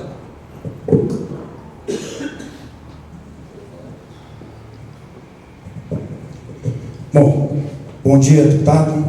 Cumprimento a mesa, meu deputado. Primeiro momento, acho que importantíssimo, como eu coloquei, convidei alguns colegas para vir para cá, essa reunião com o senhor, por essa, vamos dizer assim, experiência que o senhor já tem em Minas Gerais. Segundo, também para colocar que a gente não é candidato a deputado, deixar mais uma vez claro isso para todos, como a gente coloca, como a gente já foi, o pessoal fica sempre questionando, né? Está fazendo isso, por que vai ser candidato? Então nós temos sim, com a ideia de pensar no nosso futuro, certo? E construir uma força política partidária que nos dê respaldo no futuro. E também trazer uma posição que eu fiquei muito satisfeito, certo, com as suas colocações, porque é o que a gente pensa com relação à representatividade, na luta, vamos dizer assim, para construir esse caminho, que seria não fazer as nossas, colocar em plenário e fazer levantamento de apontar quem seriam os nossos representantes tirando, vamos dizer assim, a expectativa, a frustração do colega, porque é direito constitucional, né, de ser candidato, mas ao invés disso, como o senhor colocou, a gente legitimar essa candidatura. E é esse o viés que eu acho muito importante, que é assim, valorizar realmente aqueles candidatos que realmente têm uma representação classista e um trabalho voltado para a classe.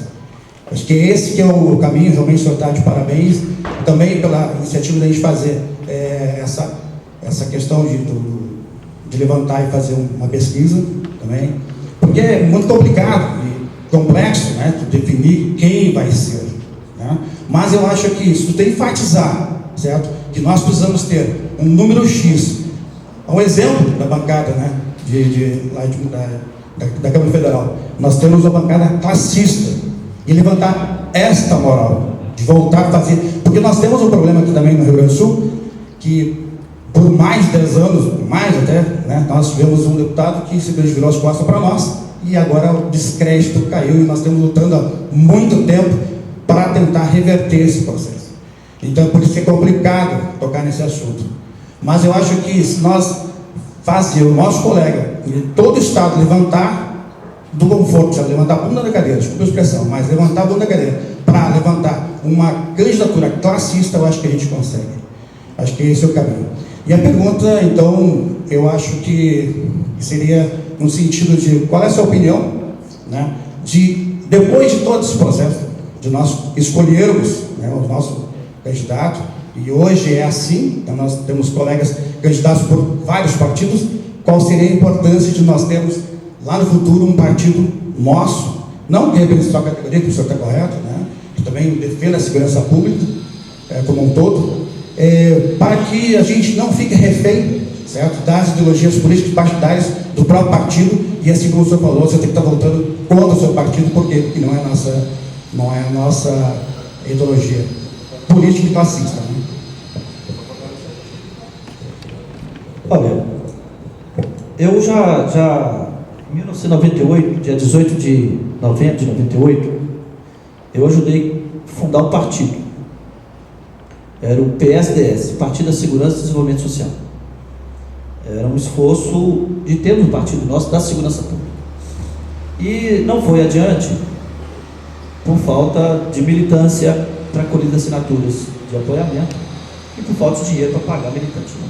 Para pagar. Hoje eu não vejo que o partido é necessariamente o caminho necessário, certo? Se nós fôssemos hoje os 8 deputados junto ao partido, nós éramos 8, uma bancada de 8, certo? Que teria que entrar nesse processo de negociação partidária, de espaço, como todos os outros partidos. No entanto, estando cada um no partido, né, na prática a gente multiplica esses votos, né? Eu consigo influenciar lá no PDT em favor das nossas causas. O Olímpio influencia lá no Solidariedade, que está hoje. O Augusto e o Sabino estão lá no PR. O Rocha está no PSDB. O Fraga está no DEM. O Daciolo está lá no PTB. Então, hoje, eu acho que nesse pluripartidarismo que nós temos, um partido seria potencialmente menor do que estarmos em vários partidos. Segundo o que eu falei aqui, que nós somos uma classe que não é heterogênea. Nós não representamos um pensamento único do ponto de vista político-ideológico. Então nós dificilmente teríamos um partido que reproduzisse um pensamento político-ideológico da nossa classe, né? Nós temos alguns pontos que nós temos uma aparente unicidade. Mas, por exemplo, nessa pesquisa que eu fiz em 2010, 50% do nosso pessoal votava no PT. Hoje parece que nós somos 100% anti-PT. Mas há 7 anos atrás, nós tínhamos 50% de eleitores que votavam no PT. Então, assim, acho muito difícil nós termos um partido que reproduz essa unicidade. E temos um outro problema prático, que é a questão da filiação. Ao militar é proibida a sindicalização e filiação partidária. Como que eu vou ter um partido para dizer, igual o partido militar, que a sua maioria não pode ser filiada? Né? Então, assim, eu nunca trabalhei em favor do partido militar, não trabalho.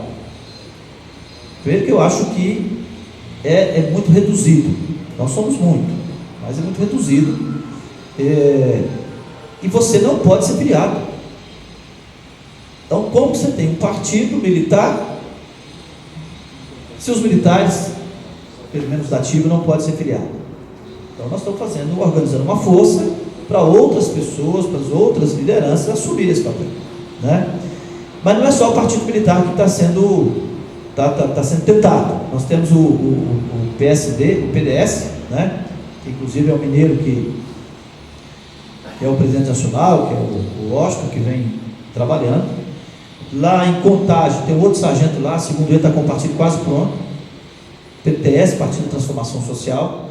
Mas assim, eu acho que hoje temos um partido, ele pode servir para os dirigentes fazer a mesma negociação que os outros partidos fazem hoje, tá? Com esse multipartidarismo nós temos, quase 40 partidos, você não tem nenhum que tenha condições, ou pelo menos desses 30, quase 40, 37 hoje, pelo menos os 30 não têm condições de se impor. Ele existe, a sua liderança vive negociando esses espaços e fazendo negociações nem sempre republicanas. Mas, tirando isso, acho que hoje, no multipartidarismo, a não ser que nós fosse reduzir isso para menos de 10 partidos, e você está num desse, aí sim, todos majoritariamente nesse partido, aí você teria uma força grande. Mas hoje acho que reduz a nossa capacidade de potencializar as nossas causas. Sério, repetindo o que eu já falei. Nós tivemos todo mundo no partido, nós éramos 8 deputados defendendo uma pauta. E, do jeito que está hoje, eu defendo minha pauta do PDT e tenho adesões. Tenho adesões para nossas causas do PDT. O Olímpio está lá dentro do Solidariedade, tem adesão. Então, eu acho que hoje nós multiplicamos mais estando em vários partidos do que se nós estivéssemos um partido só. Essa é a minha percepção de hoje. Portanto, eu não luto hoje para a criação de partido nosso. Mais uma pergunta? Max.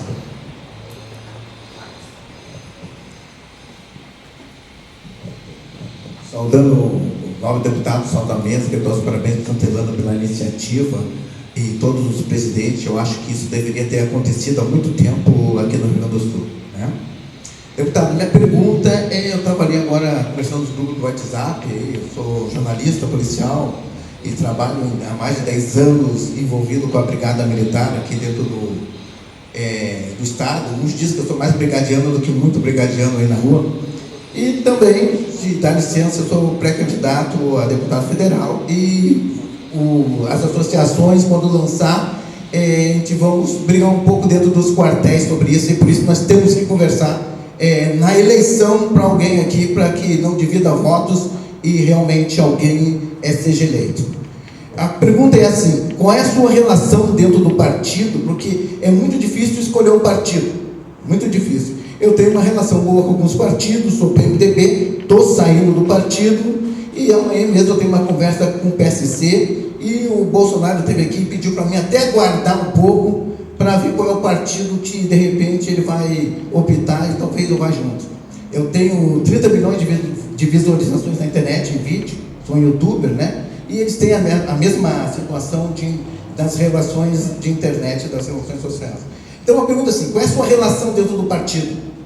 Porque daqui a pouquinho está sendo expulso, tem toda uma outra relação. Até no seu partido, o nosso senador, né, saiu do partido, se não me engano, do PDT, o Lazier Martins. Como é essa sua relação dentro do partido? Porque a escolha do partido, até entendo, o partido militar, o militarismo, querer fazer um partido para si, por causa dessa relação de ter que sair do partido porque aí vai a bancada, diz para o senhor com quem o senhor tem que votar, como o senhor tem que votar, e o senhor não vota, porque tem essa relação de classista, né? Porque nem sempre é por causa da farda, né? Como disse, tem muito deputado que se elegeu com a farda e traiu, né? E aqui acontece. Essa relação que eu quero saber. Olha, todo partido, ele deveria ter, sim, um mínimo de fidelidade, né? De exigência de fidelidade. E o que é o partido? O partido é uma agremiação em que tem 2 documentos básicos para você fundar o partido: é o estatuto e o manifesto. São os 2 documentos básicos para você fundar o partido, que vai dizer qual que é o espectro ideológico político que você se encontra.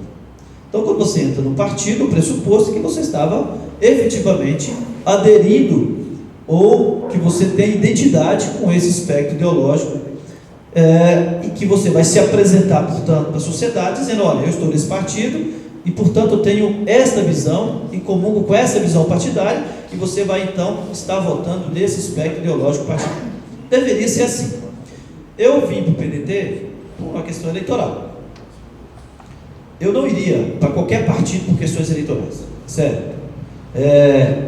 Eu, em 2010, eu candidatei pelo PV.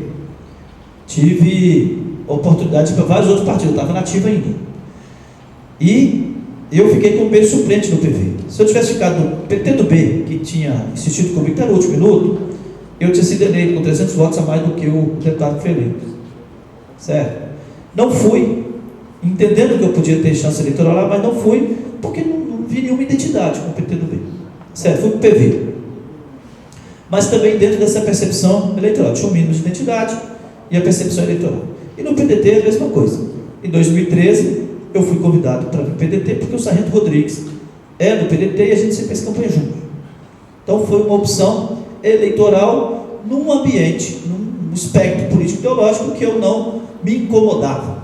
Certo? Então, assim, eu não tinha um desconforto de estar indo para o partido, para o PDT, porque eu não tenho dificuldade com o espectro político-ideológico que o PDT tem.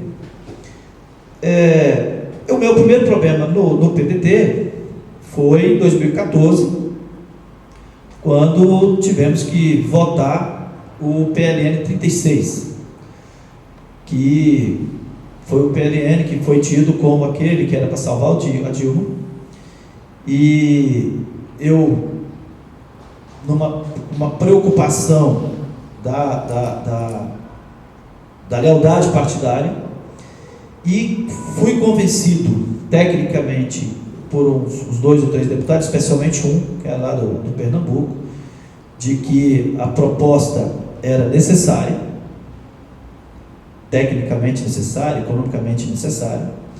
Eu votei. Como tinha todo o ingrediente, já ali era período pós-eleição de 2014, e tinha todo o ingrediente já de pré-impeachment, e aí foi vendido que aquela votação era para salvar a Dilma, que aí veio lá a imprensa, cada deputado pegou 700 mil, então fizeram as contas, quanto custou meu voto, enfim. E se essa votação tivesse sido antes da eleição, eu não teria ganhado a eleição, porque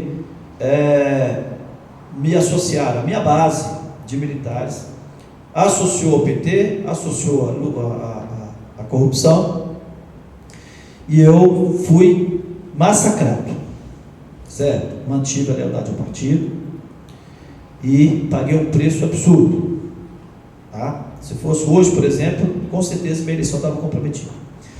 Mas isso tem um caráter ideológico, porque nós já votamos vários outros PLN, inclusive para Dilma, e é o mesmo princípio que votamos para o Temer. Esse déficit que o Temer anunciou de 170 milhões já no orçamento é resultado de uma votação, de uma adequação orçamentária que se dá num projeto de lei que dá o nome de PLN. Então, mesmo nós fizemos para Dilma, fizemos para o Temer, certo? Em 2 momentos distintos, com o mesmo objetivo, mudando a mesma lei orçamentária, para adequar o orçamento, para botar o orçamento, a lei, dentro da perspectiva mais possível de arrecadação. Então fizemos a mesma coisa diferente. Quando eu votei em favor de um PLN que o governo é da Dilma, eu fui massacrado. Votamos outros para a própria Dilma, nada aconteceu. Votamos do Temer, nada aconteceu. Veio o impeachment. Eu, pessoalmente, tinha convicção de que o impeachment, naquelas bases, não sustentava juridicamente. Eu tinha convicção de que a tal da pedalada e a tal do decreto de suplementação não eram instrumentos que caracterizavam o crime de responsabilidade que justificava o impeachment. Certo? Isolado com o PLN 36 e com a posição majoritária dos militares do Brasil afora a favor do impeachment, eu contrariei o partido. No primeiro momento, eu votei com o partido. No segundo, eu contrariei o partido.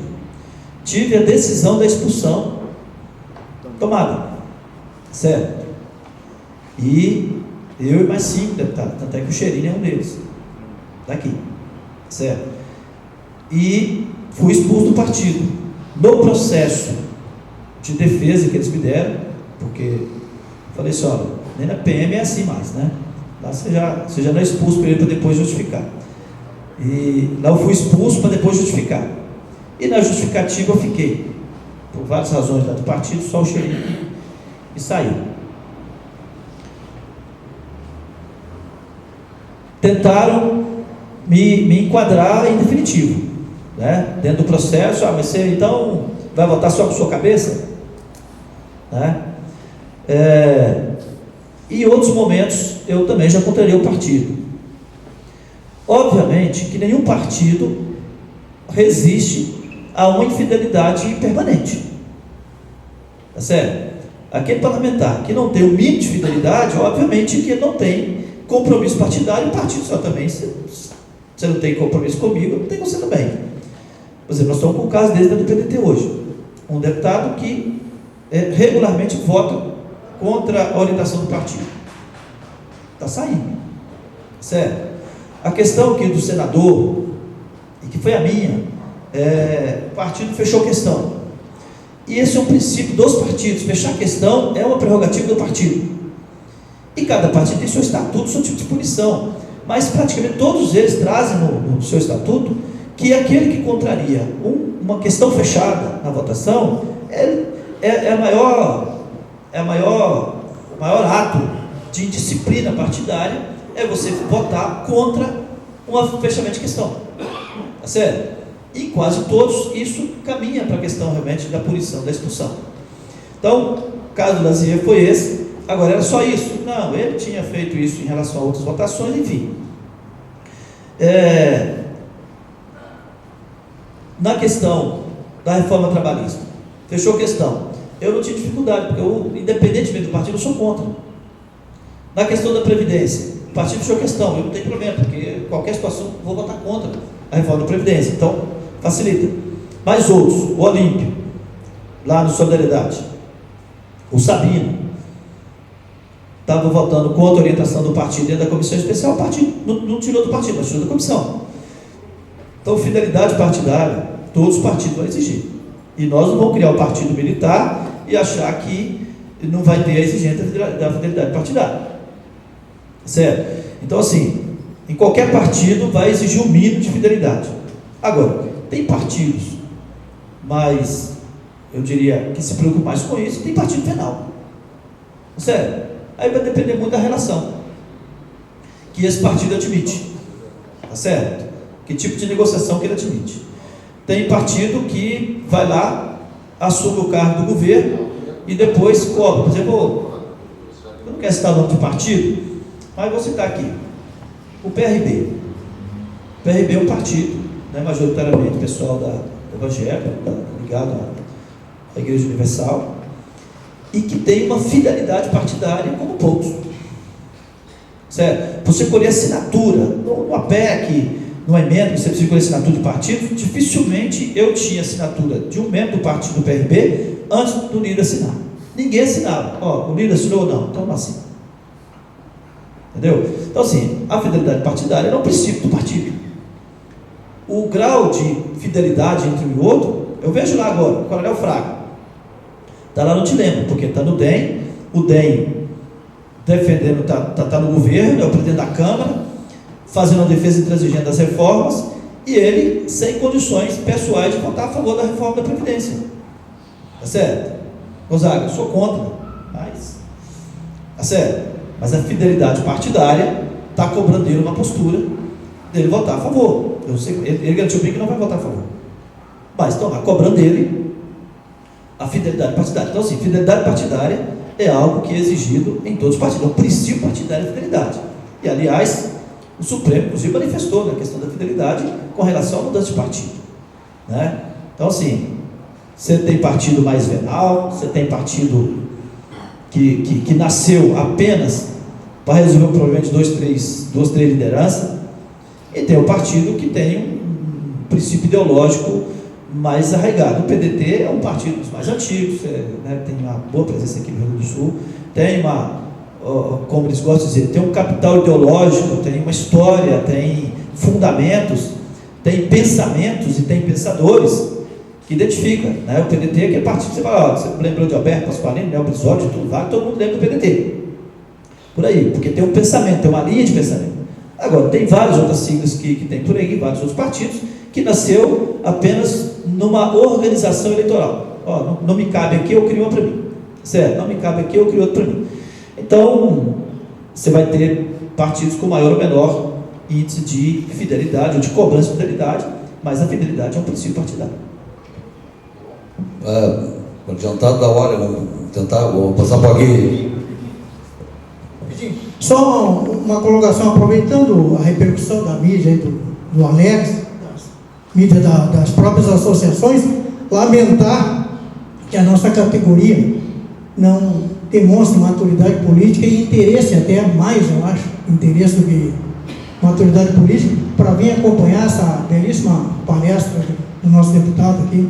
Já conheci o Gonzaga de outras caminhadas aí, quando eu militei na atividade classista, e vejo que nós estamos bem representados lá, notadamente nessa macrovisão de que o partido é absolutamente irrelevante e que uma pulverização de candidaturas em diferentes partidos vai nos granjear apoio.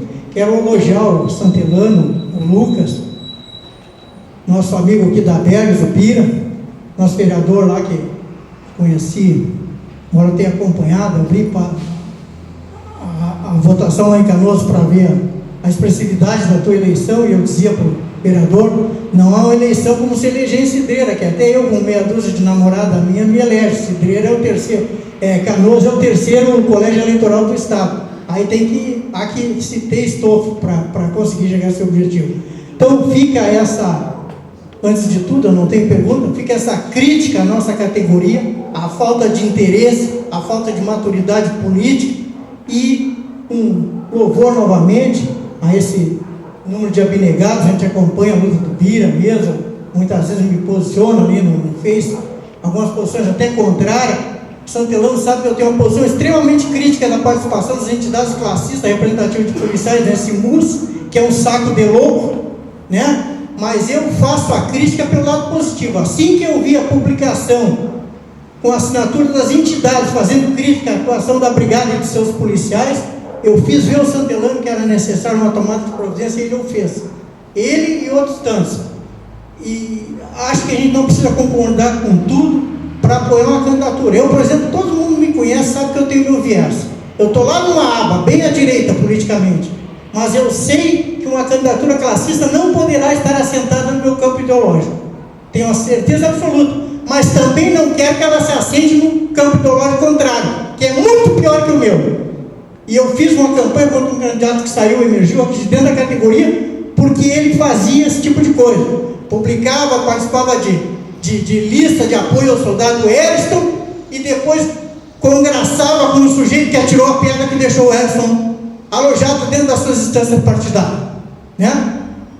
Espero que nós venhamos a construir uma candidatura, seja ela quem for.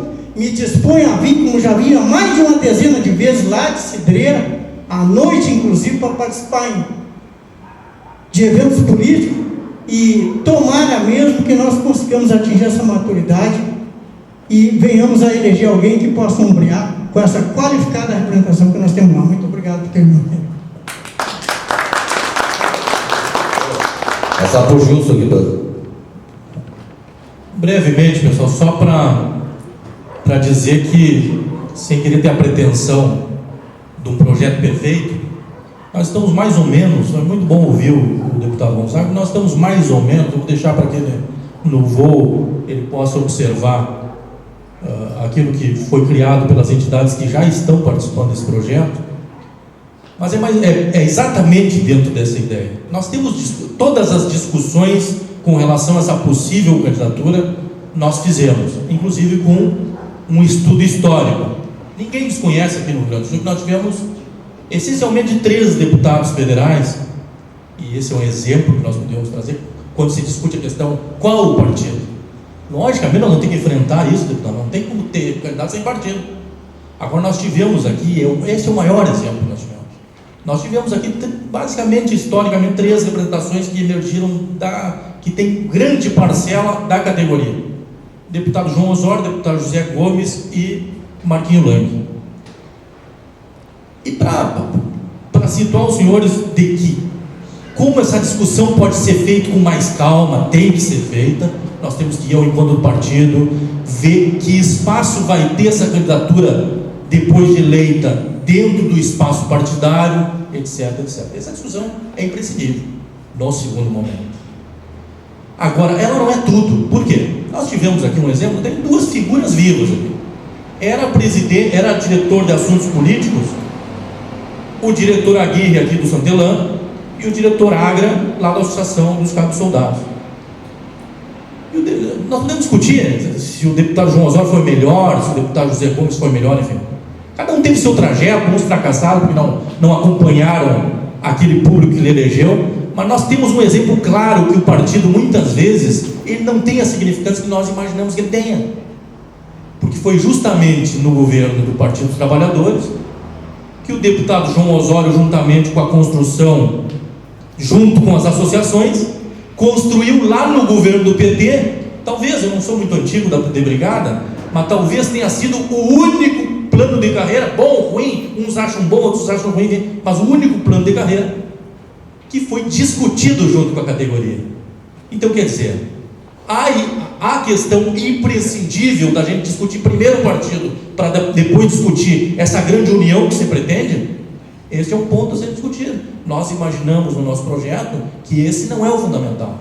Outra coisa, nós imaginamos também, por isso da criação do projeto, que não basta, eu acho que o momento é urgente e propício a nós elegermos os nossos candidatos.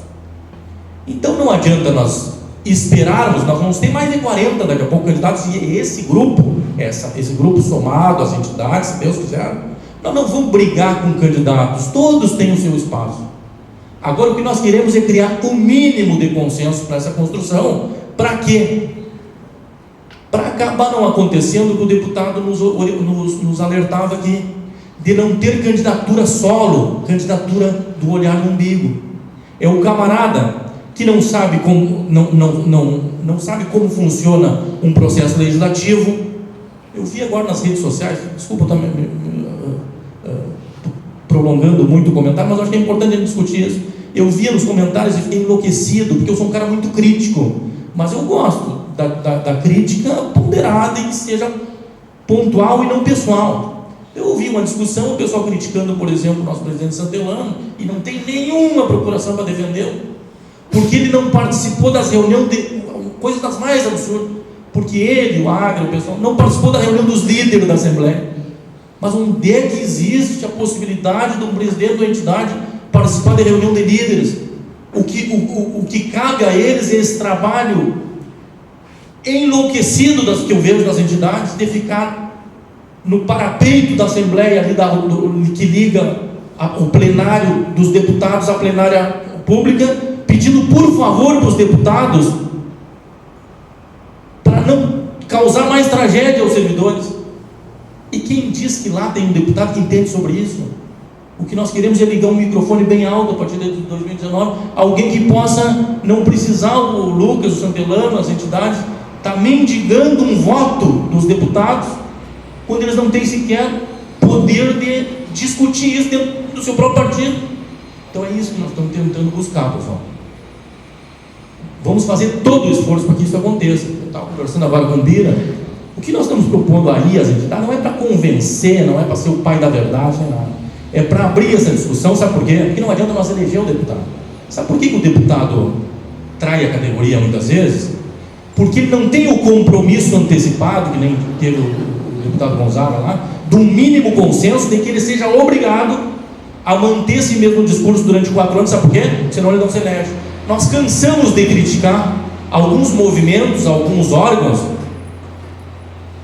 que são contra nós, os policiais. Exemplo, como nós enchemos a boca para criticar um deputado, e eu não tenho nenhuma simpatia por esse partido, mas não tenho total antipatia também. Como nós criticamos, como nós levantamos nós policiais para criticar o Dionísio Margon, que era deputado estadual aqui por 2, 3, 4 mandatos, não sei quantos foram, elegeu o seu sucessor, se elegeu o deputado federal e tem feito sucessor permanentemente aqui, e duvido que muito logo eles, a menos que ele seja enrolado por esses escândalos nacionais, eu duvido que ele saia do parlamento. Me diga uma coisa, pessoal, vamos ser sinceros, vamos fazer porque é muito bom a gente fazer crítica ao nosso adversário. Me diga uma coisa, nós pretendíamos, nós policiais, que ele defendesse brigadiano, mas quem é que elege ele? Mas vamos mais para o dia a dia. Nós não temos um deputado, me permita, meu operante presidente da BERS, nós não temos um exemplo claro de um brigadiano eleito aqui na Assembleia Legislativa. Uma pergunta para os senhores bombeiros, irmãos bombeiros: existe uma obrigação clara do deputado Bianchini de nos defender permanentemente? Talvez, se ele fosse mais inteligente, ele vertia para esse lado, mas os votos dele, via de regra, vieram da região da fronteira oeste, de Santiago. Talvez seja a burrice dele não ter abraçado essa bandeira nossa. Então é isso que nós queremos criar, uma candidatura que tenha o mínimo do consenso, para que depois as entidades e os servidores que lhe apoiaram, que lhe deram sustentação, que organizaram a sua vitória, possam se manter junto com ele nas votações e na caminhada de 4 anos, para que depois a gente, se ele não der certo, nós possa ter autonomia para substituí-lo. É isso que nós queremos. Talvez seja sonho demais, mas nós vamos do início ao fim e perseguir nessa caminhada. Desculpa me prolongar, mas eu acho que foi muito importante. Tem uma das coisas do nosso projeto que depois o deputado Gonzaga vai poder observar, que se afina diretamente com ele, mas tem uma que é uma ideia belíssima, né, Rogério? Que é a questão da pesquisa encomendada, que pode ser um instrumento da ferramenta ideal coletivo que nós colocaremos no ar a partir da semana que vem, que nós podemos, as comissões todas, decidirem. Nós teremos 3 representações de cada entidades que se somem a nós, e essas, mais a pesquisa de indicação, que pode ser essa que o deputado nos dá essa experiência, que vão decidir. Isso é unanimidade, isso nós vamos torrar, todos os demais colegas que concorram? Não, mas é o mínimo de consenso para se chegar aos nossos objetivos. Muito obrigado. Bom, então, pessoal, vou passar ao deputado, para nós tem outro compromisso, né, deputado? Nós temos que almoçar ainda, então nós vamos só da minha parte que eu agradeço, deputado, agradeço a presença de todos aí. Acho que foi de suma importância a sua vinda aqui, que é multiplicador. Aqui nós temos pessoas aí de vários segmentos, dentro da associação e fora daqui, que vai ser multiplicador isso aí, deputado, de nós angariar e buscar sustentação, vamos dizer assim, para que possa atingir esse objetivo que todos estão tentando ir para uma mesma direção. E, como ele disse, futuramente a gente vai convidar aí demais deputados para, quando tiver uma coisa mais sólida nesse processo natural de buscar esse nosso êxito ali na frente, de nós também fortificar com a presença dos senhores aqui. Então, da minha parte, eu agradeço aí imensamente o senhor disponibilizar essa agenda de estar presente aqui para essa manhã e passar para suas considerações finais e agradecer a sua presença. Na verdade, sou eu que tenho que agradecer, né? Aproveitei muito bem meu tempo hoje, estar aqui com os senhores e senhoras. E aproveitando que a transmissão, falar um pouco, muito rapidamente, de obviedade. Acho que o grande erro que a nossa classe historicamente comete, é querer buscar solução nos outros. Nós temos uma posição histórica de lamentar os direitos humanos. Eu aprendi o seguinte: quem defende sua classe é ela própria. Nós não temos que buscar compaixão em outros segmentos. Nós temos que nos organizar para isso.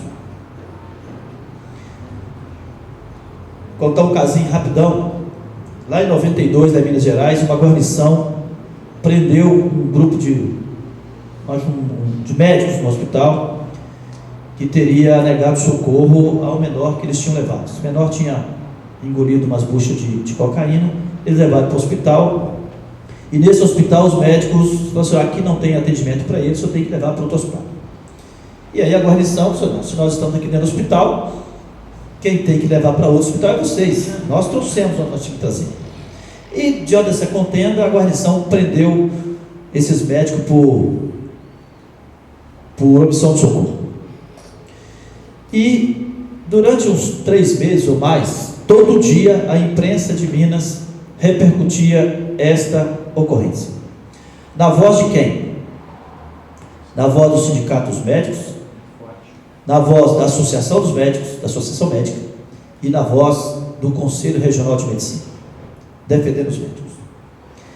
E do nosso lado, quem foi defender os policiais? Ninguém. E o comando, uma das pouquíssimas vezes que manifestou, ele disse o seguinte: eu não posso emitir opinião porque em algum momento eu vou ter que apreciar para julgar isso. Aí eu fui ver, e o patrão dos médicos falou uma coisa? Não. Era o hospital municipal, a direção do hospital não saiu da toca. O hospital era da prefeitura, o prefeito não defendeu. Quem defendeu? Os próprios médicos, via conselho, via sindicato, via associação médica. Eu sempre volto a isso porque isso para mim foi marcante, para que nós parássemos, ou pelo menos na minha perspectiva, que a gente não devesse alimentar o nosso processo de reivindicação cobrando de terceiro e não tendo a capacidade de se organizar.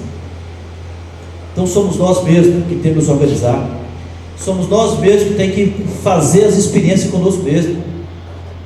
Justo acabou de falar, vamos eleger um comprometido com o processo. Se não deu certo, que a classe eleja outro. Eu estou no mandato hoje. O sonho de todo mundo tem mandato é se reeleger, mas não sou eu que me reelejo, quem me reelege é a classe. Se eu não trabalhei para a classe, se eu não gerei credibilidade, se eu não correspondi, eu tenho a mínima obrigação de não frustrar essa classe para eleger outro, e não é fácil.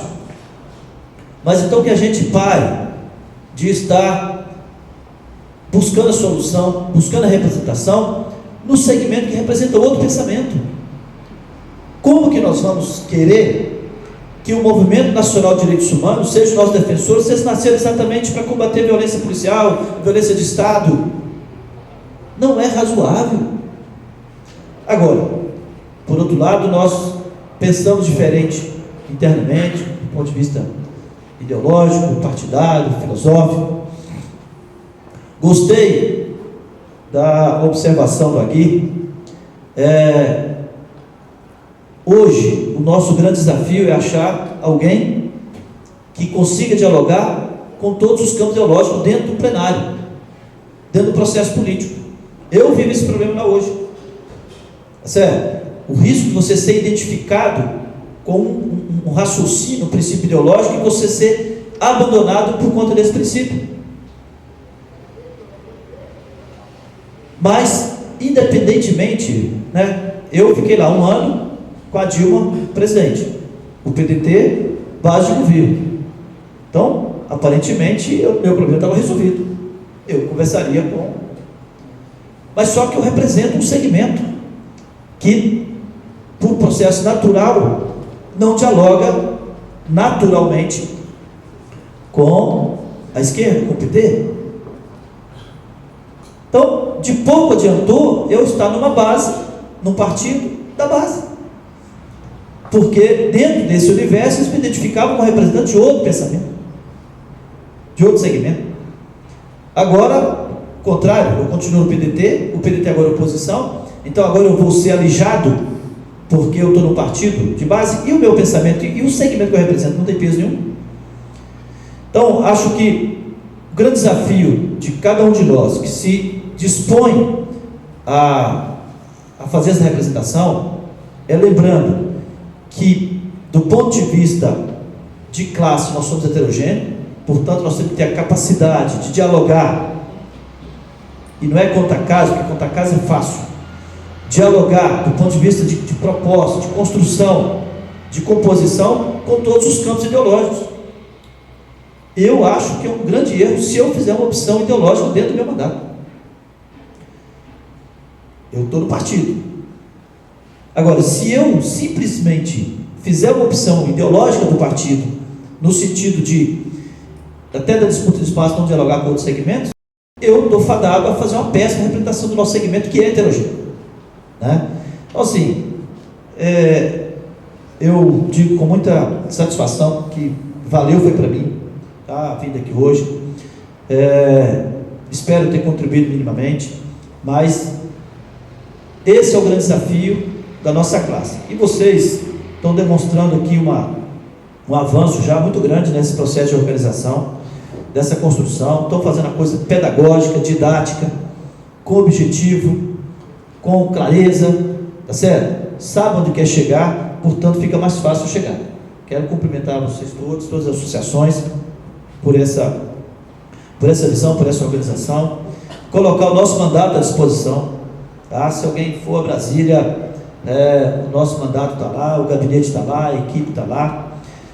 O Aguirre lembrava que nós nos conhecemos lá no Pará, no ano de 2000, e qual que era o tema? Era isso aqui, a organização de classe. Nos encontramos lá no encontro da UBSUSA, lá em 2000. Então, assim, os nossos temas estão sempre atualizados. Semana passada eu falei lá no evento da ZOF, falei, por que as nossas operações policiais dão certo? Por que o bombeiro chega no local de incêndio e faz tudo certo, né? Consegue lá, tem tudo certinho, como é que apaga o fogo, como é que faz o rescaldo, como é que protege. Por que as operações, por que vai no Grenal, a polícia militar vai lá, faz o policiamento e funciona? Porque treina, porque estuda, porque cria hipótese, cria tudo e estuda permanentemente, treina permanentemente. Então nós fazemos bem a nossa função institucional. Então nós temos que continuar treinando e fazer política também, né? Não é uma reunião que vai resolver o problema. Nós temos que repetir para nós mesmos algumas afirmações que às vezes a gente até começa a desacreditar nelas, mas não tem. Todo mundo que se organiza tem que passar por esse processo didático, pedagógico, cansativo, frustrante muitas vezes, de falar e ouvir as mesmas coisas, né? Quantas vezes sentamos e ouvimos as mesmas coisas, as mesmas reclamações, as mesmas dificuldades, mas também não tem outro caminho, a não ser que a gente vá conseguir uma crise a cada eleição, para a gente eleger alguém em cima da crise. E eu acho que essa crise, ninguém constrói essa crise. Todo lugar que teve a crise, ela aconteceu por um fator, uma conjunção de fatores. Ninguém sozinho consegue levantar a bandeira e dizer, agora é crise, nós vamos fazer essa crise. Não é assim. Então, o caminho natural é esse mesmo, dessa formação, desse processo, da formação política, é nós não negarmos a política, não negarmos a luta de classe, fazer a nossa luta de classe e buscar entre nós mesmos a nossa representação, porque os outros vão nos apoiar, mas não dá para ir em outro segmento para dizer, ó, você vai me representar. Não dá. A representação é nossa, nós que temos que dar as mãos. Aliás, isso é tão antigo quanto nós mesmos, né? Ou nós vamos nos defender, ou ninguém vai nos defender. Muito obrigado, espero poder encontrar com os senhores e senhoras mais tarde lá na Câmara Municipal, às 14 horas em ponto. Nós devemos começar a nossa audiência, porque eu volto para Brasília hoje, e graças a Deus tem tido muitas inscrições, Então 10 minutos para cada um, 15 minutos para cada um, nós chegamos de noite com as falas. Lá eu vou falar quase nada, tá, gente? Só vou ficar passando fala para um para outro. Vocês não vão me ouvir muito lá, tá? Muito obrigado mais uma vez e parabéns para todos por essa organização, por essa caminhada, por esses objetivos. E espero continuar na Câmara para encontrar um de vocês lá para a gente tocar o barco junto. Muito obrigado. Direito humano, cara. Eu não fiz tudo isso, eu só roubei o carro.